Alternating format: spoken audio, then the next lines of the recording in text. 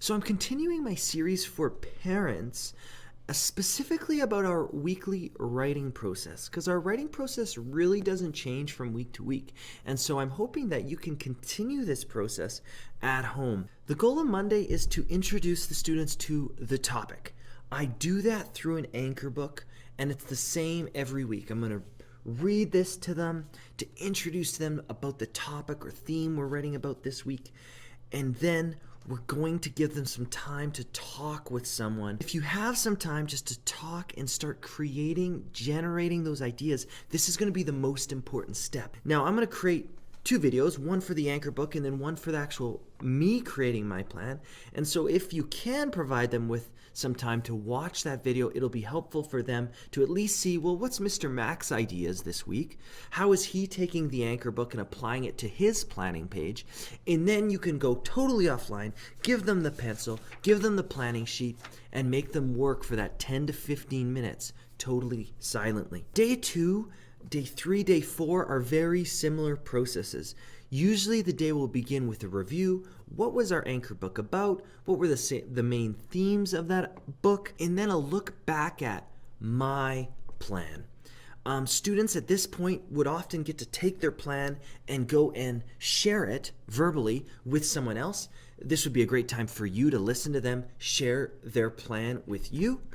And then they grab their pencil, sharpen it, grab a piece of paper, and start writing for, again, 10 to 15 minutes, whatever you think they can handle. This is a great time to mention our writing goals in our classroom. Now, every student has a copy of this in their writing folders.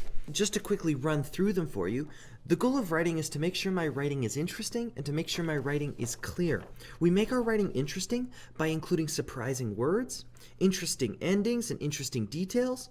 We hook our reader at the start of our writing. We include senses and we include voice. We also need to make sure our writing is clear. We do that through spelling, through neatness, by staying on topic, by making sure there's space between our words, by punctuation, and by organization in paragraphs. Now, the other important thing about this sheet is on the other side, we have personalized goals for your kid.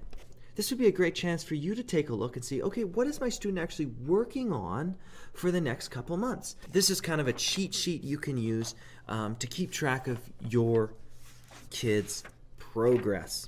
Tuesday, I review my plan, and then I actually spend some time in front of the whole class writing. Once I have finished modeling my writing, it's time for the students to write for that 10 to 15 minutes. Wednesday and Thursday is a continuation. I usually would review what I've written so far. I would read my writing from the previous day and then continue modeling writing. And I'm going to do that Wednesday, Thursday. Friday is a special day, and we always take out a green pencil crayon on Fridays for our editing and revising. And so our editing and revising process is done in 3 steps. The first step is we read our writing out loud and listen to make sure the sentences make sense. We have a green pencil crayon in our hands to make sure that we record where we're noticing our sentences not making sense. Our second step is actually to share our writing with a peer. So hopefully you can listen to them share their writing. And the job while you're listening is to give them 2 pieces of feedback. The first thing to share as you listen to your kids' writing is what you liked about it, and make sure you connect what you like about their writing to one of our criteria, whether it's something interesting or something clear. For example, I loved how you stayed in topic. I felt like you were writing about one theme. Second, you're going to share something that they can try next time.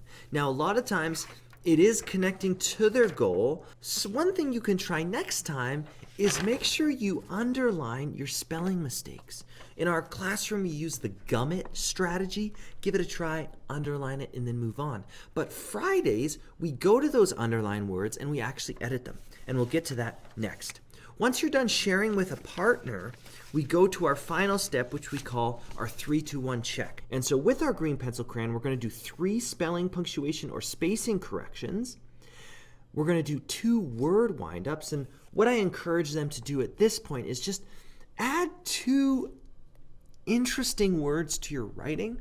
Don't worry so much about replacing or deleting words, but try and add some of those what we call triple scoop words. Finally, we have our one sentence shakeup. Many times I tell my students as they're reading out loud, if they're taking breaths and their breath doesn't match a punctuation, they probably need to edit their sentences. So that's our weekly writing process. The students are actually only writing for about 10 to 15 minutes of that every day, but it does involve listening to the anchor book, watching Mr. Mac go through the writing process as well, watching Mr. Mac go through the editing process, and then doing it yourself. Hopefully this helps you in the coming weeks establish a writing routine at home.